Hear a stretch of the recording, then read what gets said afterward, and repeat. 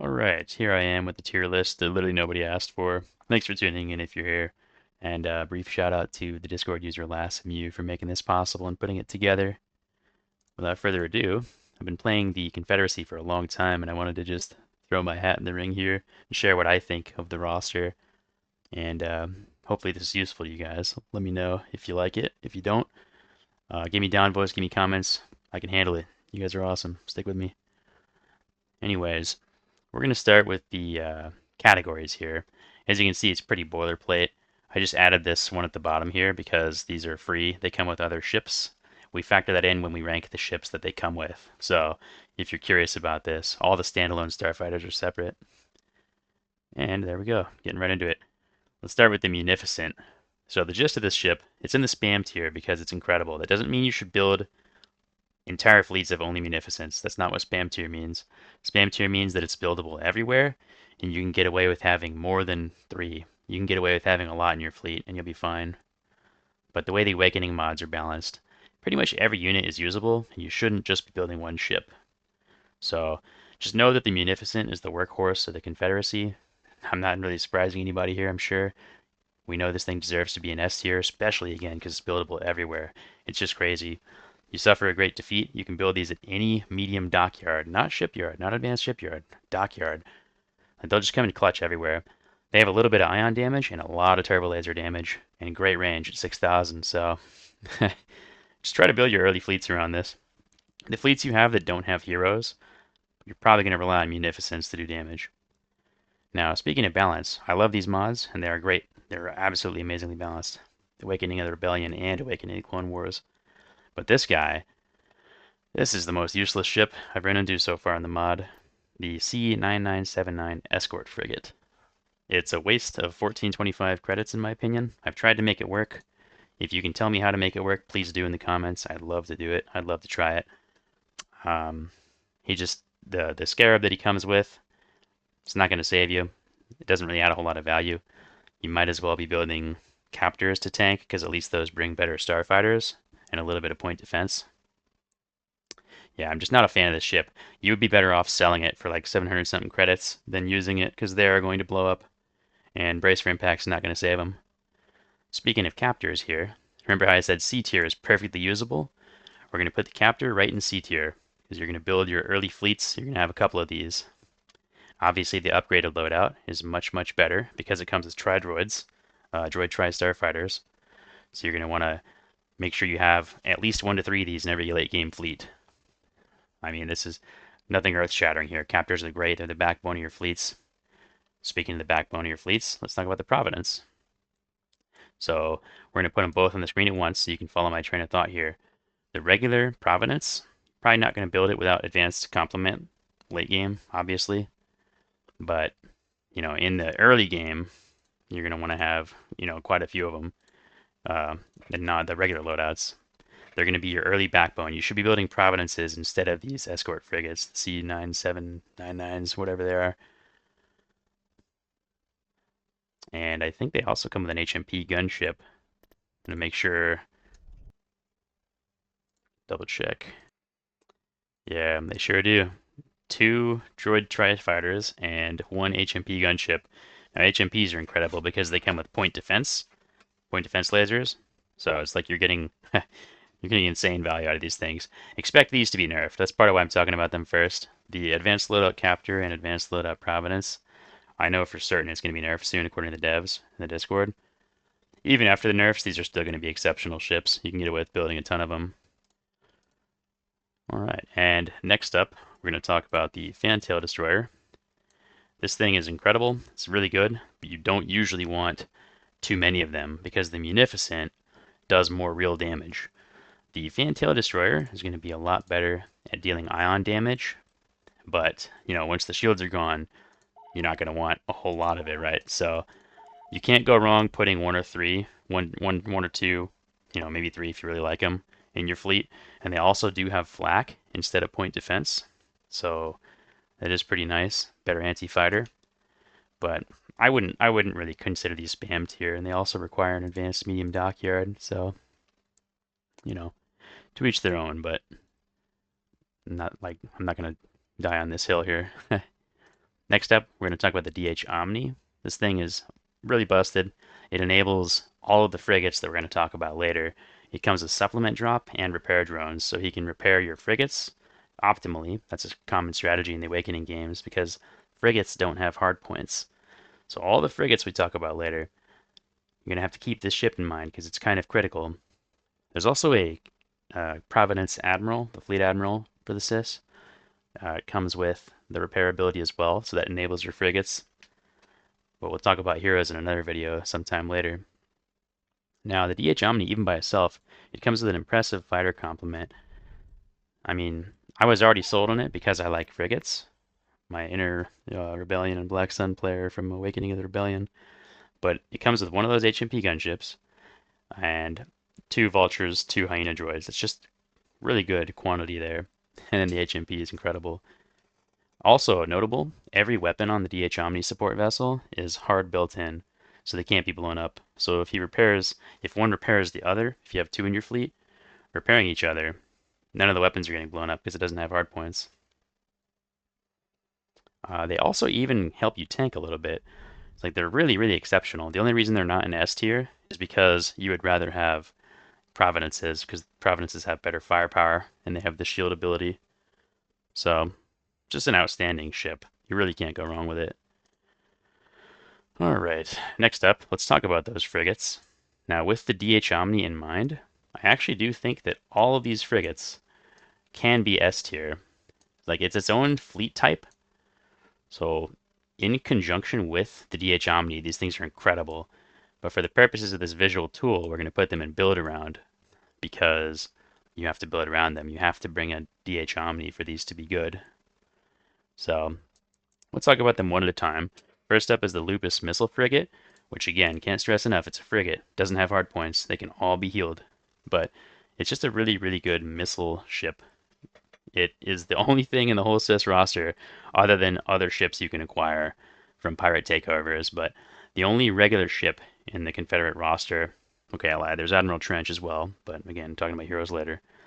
You're going to have a hard time shooting missiles at shield generators unless you have an absolute boatload of Condors. That's hard to do. It's much easier to bring 2 or 3 of these and just pop shield generators that way. And even then, just fire at the hull with the Lupus does a lot of damage. It's a very reliable source of damage. The range is 1,000 less than the Munificent, so you will have to be a little closer. It's part of why we like running them with DH-Omnis. Now, speaking of range, the next one up here, this thing's actually not listed in the tech tree yet. It's a known glitch, I believe. But the HF-901 Combat Freighter, available at Trade Federation 2, has this really cheeky deploy mines ability, and it also comes with buzz droids, which by itself, those are considerable. When I first used this ship, it didn't even have the heavy proton torpedoes on it. They were glitched, they just weren't there. But now it has 4 heavy large proton torpedoes and short range. It's only 1600. But you get up close and personal with these things, they're going to deal a lot of damage. It doesn't have a shield, but again, you're running it with a repair ship. So, absurd value. It's a great fleet. And these are dirt cheap. They cost 1/3 of what the Lupus costs, while costing only 3 points less. So, a pretty good way to fill up a fleet quickly on short notice, at places like Nimban especially, where they're discounted. And then next up, I also put the Dynamo Escort Frigate next to them. This thing has 2 medium stun ion cannons, which is crazy. You can just stun ships. So all 3 of these ships working together, it's like a wolf pack. DH-Omni's repairing them. You get your fighters getting healed by supplement drop. These things come with their own fighters. Like I forgot to even mention, this one comes with the Scarab, the Dynamo. And then the Lupus doesn't come with anything, but it has the full salvo ability, which I forgot to mention, probably should have mentioned. So you're just doing an incredible amount of damage, stunning the enemy, swarming them with Scarabs and whatever else you brought. We're talking about quantity over quality from the DH-Omni. It's just a really deadly combo, and when you when you add heroes in, like a frigate damage hero, or that amazing DH-Omni hero that you get at Commerce Guild 3, it just gets disgusting. It's a very, very powerful fleet. I think it might be better than the Republic frigate spam fleets that I've seen, but I can't test that yet. We'll figure that out someday together, I'm sure. All right, and so next up, continuing our rambling about frigates, is the Wavecrest Frigate. These things have a build cap of 5, and they deal mostly ion damage. They were buffed a couple weeks ago. Maybe it was a few weeks now. Time kind of blends together, but these were buffed at one point. They deal a lot more damage now, but again, it is mostly ion, and they are build limited, which is actually kind of a disadvantage in this case. You can get them from mission rewards, as well as some of these other ships, but having a build limit hurts it a bit. And again, ion damage, for the same reason as the Fantail Destroyer being lower. This thing I would probably not spam even if I could, just because we have plenty of other sources of ion damage, and just raw damage as it is anyways. Like the Bulwark, we're gonna talk about the Bulwark right after this, and that does a lot of ion damage. That can meet your needs in this department. And here he is, the man himself. I love these things just for lore reasons. They're like the foil to the Mon Calamari built by Quarren. They just look kind of Rebel Alliance-y. It's like the Confederacy is Rebel Alliance-y. But even despite that, in fact, because of my bias, I actually put it in the build around tier, the B tier. So I would recommend running these in every fleet. It's just they're quite expensive. They cost like 5,000 more credits than the Providence, 4,000 at least. And they deal mostly ion damage. So you really aren't hurt by including one of these in every fleet. But I admit that I'm biased again. Brace for Impact is incredible because it was not nerfed. In fact, it was buffed, unlike the Providence ability, which the Providence ability was nerfed. The shield is not as strong as it used to be, but still quite good. So the Bulwark, doing mostly ion damage, that hurts it a little bit. Still a fantastic ship. You just, in my opinion, don't want to run a whole lot of them. You want to sprinkle them in your offense fleets and use them to strip shields off of all the stuff you're going to be up against. Those 6 medium close range dual turbo ion cannons are going to do work. But technically the Providence does more damage once the shields are gone. And next, the best ship in the build around tier, and this might be controversial, that's why we're putting it here now, the Trade Federation Battleship. This thing is incredible, but the reason it's in build around is because you really don't want to build it in the same fleets that you're spamming Providences in. So you want to make your own dedicated fleets using these things. I love running these, I run them all the time, but I don't usually mix them with anything more than a DH-Omni, and then whatever I'm feeling like, DH-Omni and some Lupuses, Munificence in a pinch. But again, I think I would rather have 2 Providences, and I don't usually end up building these until the extreme late game because they're Trade Federation 3 locked behind that tech. So, it is what it is. I don't hold that against the Bulwark either. That's why they're next to each other. But I think that's a good way to transition into the regular Trade Federation droid control ship. I put these under don't build because they don't do a lot of damage.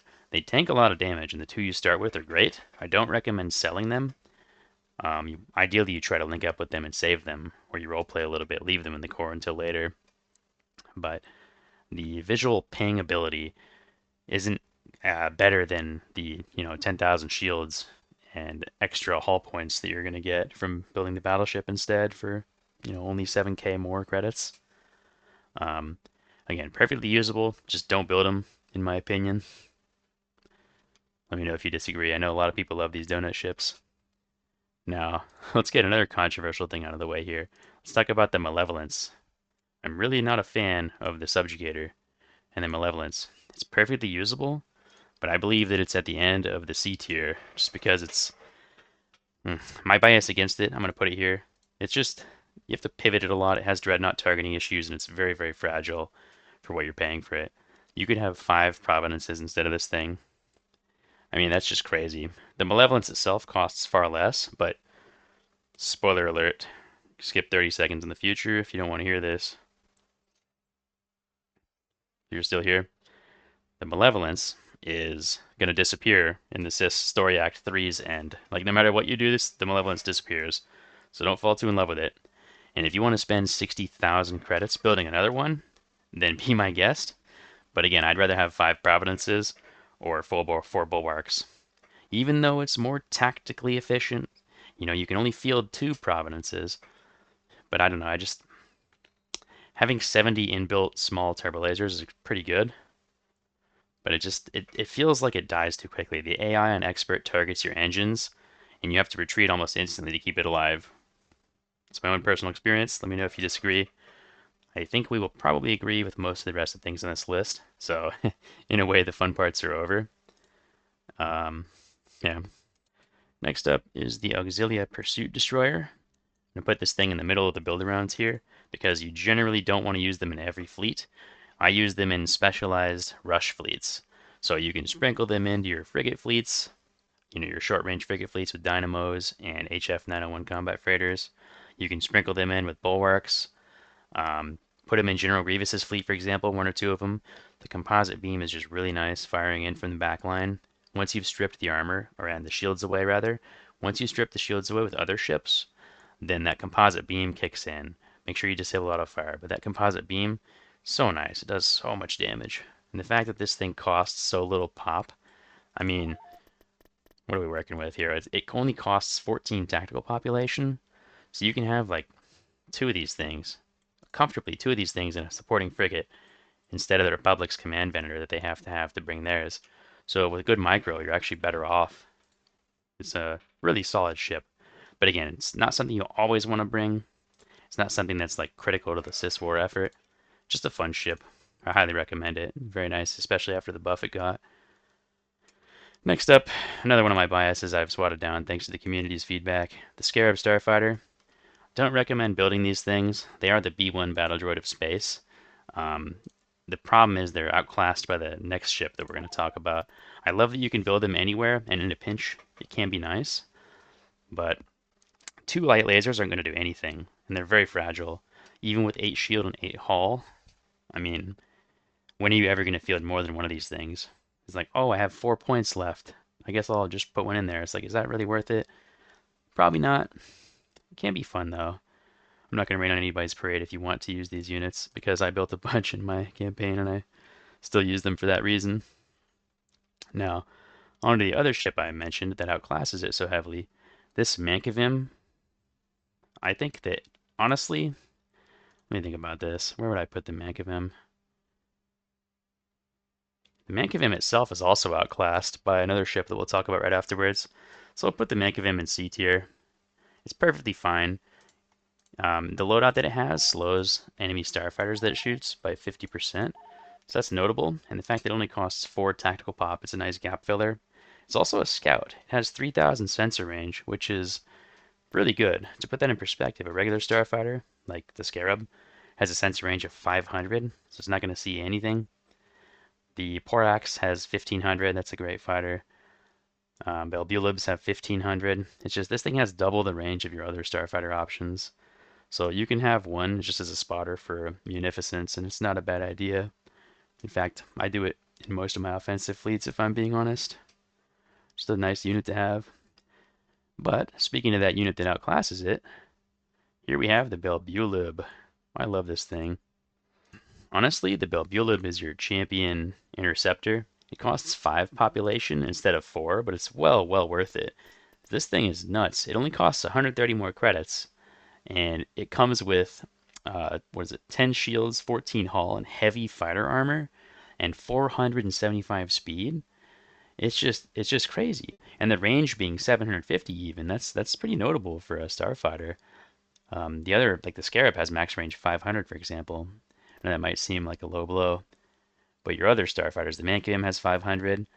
I mean, what more could you need from a starfighter? It's one of your fastest. It has 2 medium repeating lasers, so those slow what they hit by 50% fire rate as well.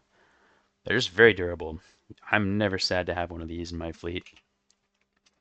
And I suppose since we're on a starfighter kick, we can move on to the Porax, which, again, another very good ship. I'd actually put it higher. To be fair, it is 1 Banking Clan tech higher. So the Porax is Banking Clan 3, the Belbullab is Banking Clan 2, the Mankvim is Banking Clan 1. So the Banking Clan is just really good at making starfighters, and Utapau gives you a global discount and a local discount if you choose to build there. I don't personally, but you can. The Porax is notable because it has this absolutely crazy missile jammer ability that you pair with HMP gunships from your carrier ships. So you have missile jammer on your fighters, and you have point defense lasers from the HMP gunships, and suddenly your fighter blobs are a lot more durable. So this thing, it also comes with heavy repeating lasers. So again, heavy is going to kill gunships very effectively. You can even punch up a little bit at, frigates and even bigger ships in time. Chip away at them. 10 shields, 20 hull. This thing is very, very, very durable. And the squadron sizes on all these, I mean, it's the same squadron size as the Belbullab. I probably should have been mentioning squadron sizes. We're working with 6 all across the board here, except the Scarab, which gets 2 more, which is the only thing it has going for it. Anyways, the ideal range on this thing, too, is 1,000. So it's even a longer range than the Belbullab. Just highly recommend having at least 1 to 3 of these in every fleet, just as reserves. It's like, hey, maybe sprinkle in 1 or 2 at the end when you're thinking about what to deploy on offense. What else can we talk about? I guess let's jump to the much less interesting Hardcell Transport. So this thing, not very notable. It's not terrible. You don't have to sell the ones that you start with or that you gain from, rewards. But it's quickly outclassed by the other ships we talked about on this list. They blow up fairly easily. They are buildable everywhere, so that's kind of nice. But it's not enough to save them, sadly. Now, what else is even left? I just noticed that the Banking Clan gunship is not on here. If I had a graphic for that, I would put the B-714 gunship squadron in the always build 1 to 3 category. It's an incredible gunship. Believe it also benefits from the DH-Omnis repairs. I can't quite remember gunship rules. It's been a while since I fielded a lot of them. But very durable, and it also has, I'm pretty sure it has some form of point defense, but the tooltip appears to be missing it. But yeah, just keep the B-714 gunship squadron in mind. I think it's a very, very good ship. Which also reminds me, there's no Sabaoths on here. If you're playing the Grand Campaign, the Big Chungus map, the Ubrikia map is present, and you can build Sabaoth destroyers there. So if you're still in this video, hopefully this is something of a little treat for sticking with me here. Appreciate you being here, seriously. The Sabaoth destroyer is insane because it's a capital ship. You might recognize it from Awakening of the Rebellion if you've played that a lot. It's a capital ship, and it has 18,000 shields, 12,000 hull, medium armor, average charging balance shields. So it's fairly durable in this era. It's a little bit fragile in Awakening of the Rebellion, but here it's amazing. And now what's really notable, it's a very close range brawler. It does say ship of the line. It can take a punch. But when it gets in close, it has 4 medium stun ion cannons, which is crazy. You're going to come in with 6 medium close range dual turbo lasers, 4 medium stun ion cannons, and then your hardpoint built-in ships. You just have some decent lasers as well. And on top of that, it comes with 2 vultures and 1 hyena. It's like, I run these with General Grievous. It's just very thematic. Man, I wish I had a graphic for these things. I gotta figure out how to make tier lists myself. But, yeah. Build Sabaoth destroyers. The build limit's 3. It's because these things are insane. I would honestly put them in spam tier if they didn't have a build limit. But, they are S tier for sure. So thank you for listening up to this point. The rest of the stuff on here, not very notable.